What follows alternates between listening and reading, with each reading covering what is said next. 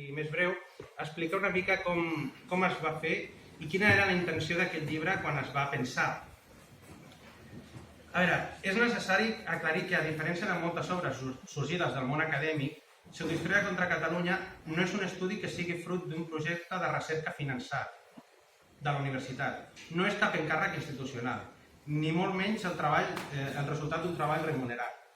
És un llibre que responia a una necessitat social per la qual la majoria de nosaltres hem treballat en el nostre temps lliure i amb grans dosis d'estoïcisme. I dic això perquè ha estat un treball realment molt complex.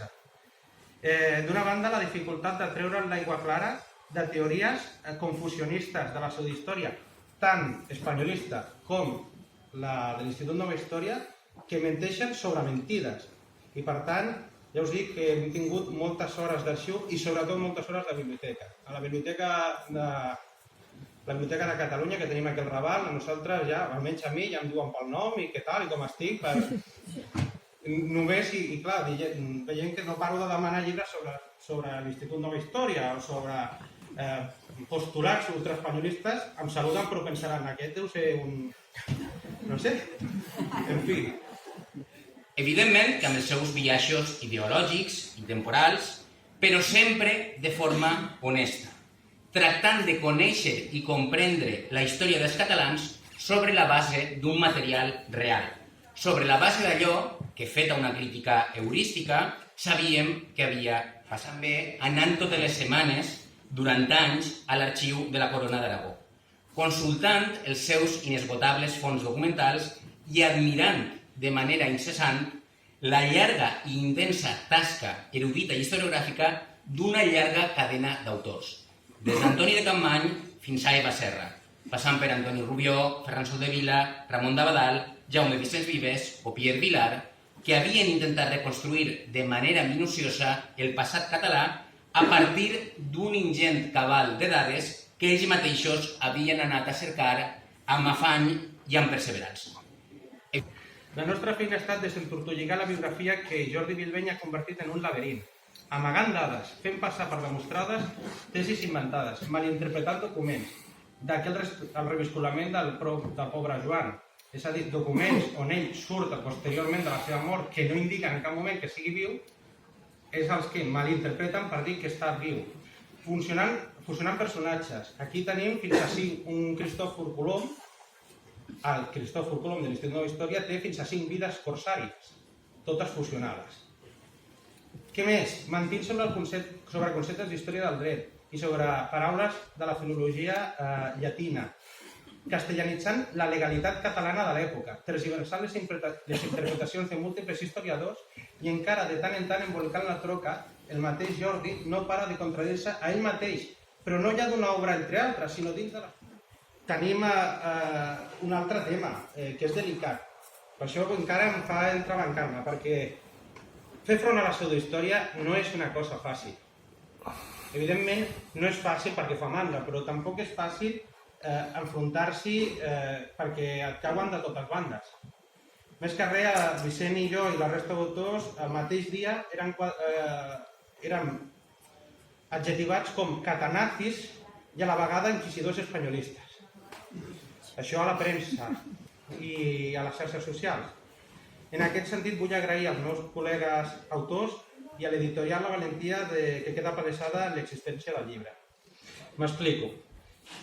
Si les paraules que Jordi Bilbeny i companyia identifiquen com a errors de traducció, d'acord, són sempre les mateixes, perquè sempre es van repetint, i es van repetint en tot tipus de documentació escrita en castellà, i no parlem només de les obres del segle d'or, estem parlant de paraules que es van trobant en documentació administrativa, en documentació judicial, i així entre els segles XIII, XIV, XV, XVI, XVII, XVIII, fixem-nos, són sempre les mateixes paraules.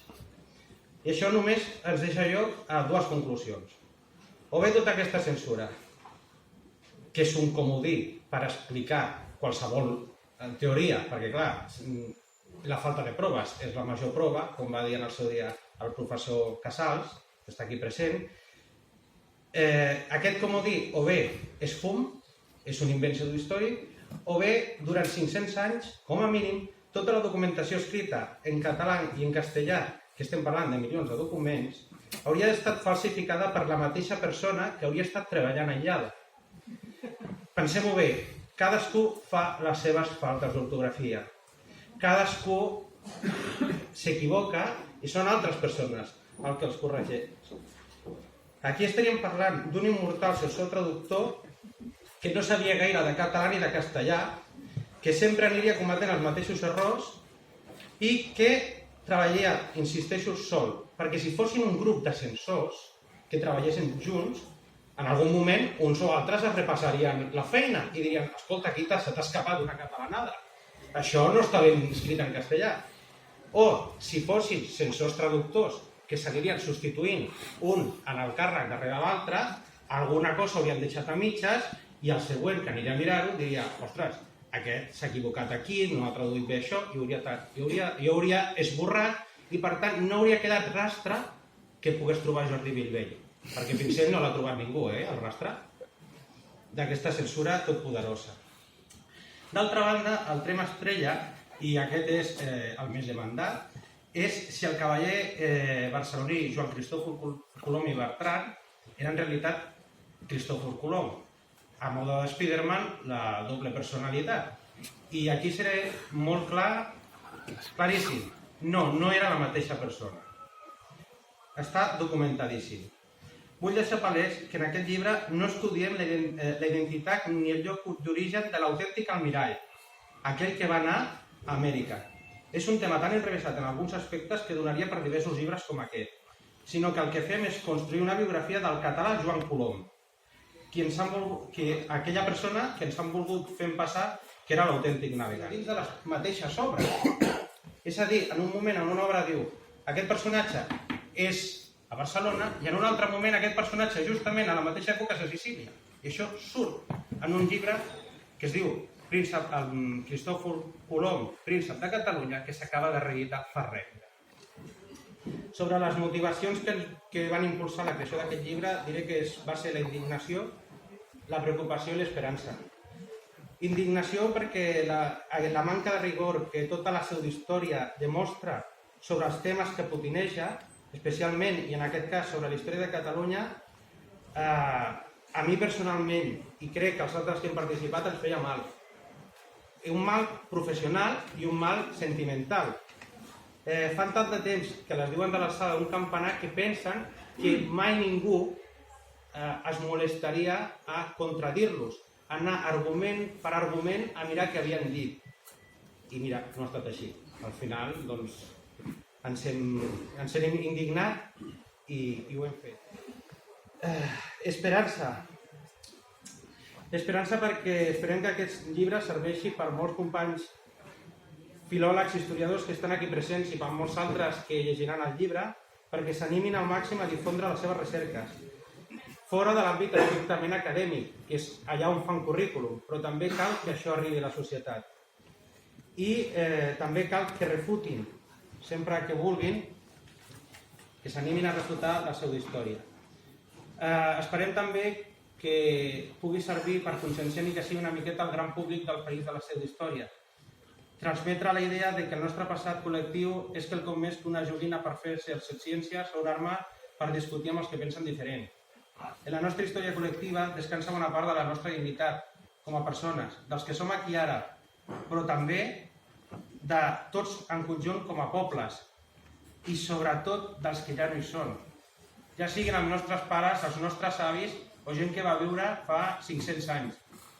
Són persones, van ser persones i tenen dret a la dignitat i a que es faci una bona memòria, una memòria de rigor amb les seves coses positives i negatives, però ben feta. En fi, desitgem que l'obra els resulti útil, els agradi i moltes gràcies per escoltar-nos. Autors del llibre, vull transmetre el nostre més sincer agraïment als professors i catedràtics, al RAC Albareda i Culla, per la seva participació en aquesta presentació.